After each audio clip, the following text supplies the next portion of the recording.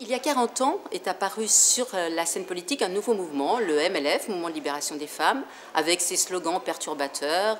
Une femme sans homme, c'est comme un poisson sans bicyclette. Un homme sur deux est une femme. Ne me libérez pas, je m'en charge.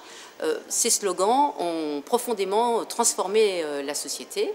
Et aujourd'hui, la bibliothèque a souhaité, d'une part, faire le point sur cette histoire du mouvement, ces femmes, qu'est-ce qu'elles portaient comme souhait, comme rêve, quelle société était derrière, quelle réalité. Et puis d'autre part, eh bien, on a appelé ça la seconde vague du mouvement des femmes. Donc cette vague, elle déferle jusqu'à aujourd'hui. Et aujourd'hui, comment la société a été transformée par ce mouvement des femmes.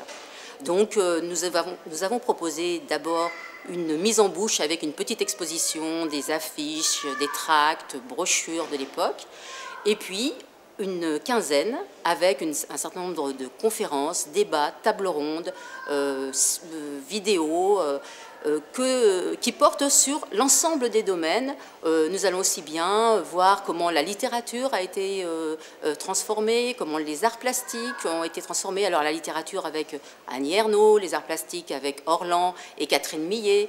Nous allons pouvoir rencontrer Gisèle Halimi et voir quel parcours féministe elle représente avec toutes les luttes et les combats des femmes pour le droit à l'avortement, contre le viol, pour la parité. Mais nous n'allons pas simplement avoir un regard comme ça sur le passé. Et par exemple, Martine Storti, qui est une des actrices de ce mouvement, va discuter avec une jeune féministe d'aujourd'hui, Rachel Guimbaud, qui fait partie d'un nouveau mouvement qui s'appelle Oser le féminisme. Et on va voir ce que c'est que le féminisme aujourd'hui. Est-ce que c'est toujours quelque chose qui a une réalité et quelle nouvelle réalité ça peut avoir. On va avoir aussi des thématiques qui vont nous amener à nous décentrer un peu de la France, de l'Occident, et deux après-midi vont porter sur l'Afrique, et on va essayer de se poser la question de est-ce que le féminisme est remis en cause aussi par la fin des grands récits, par le post-modernisme, par le post-colonialisme.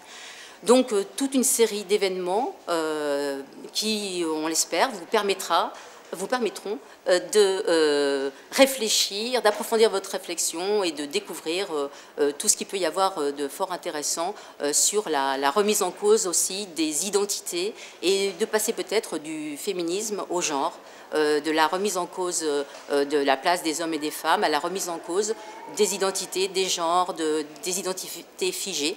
Et ça nous ramène aussi à notre centre sur le genre, de ressources sur le genre que nous avons à la bibliothèque et qui, depuis fort longtemps déjà, essaye de poser ces problématiques.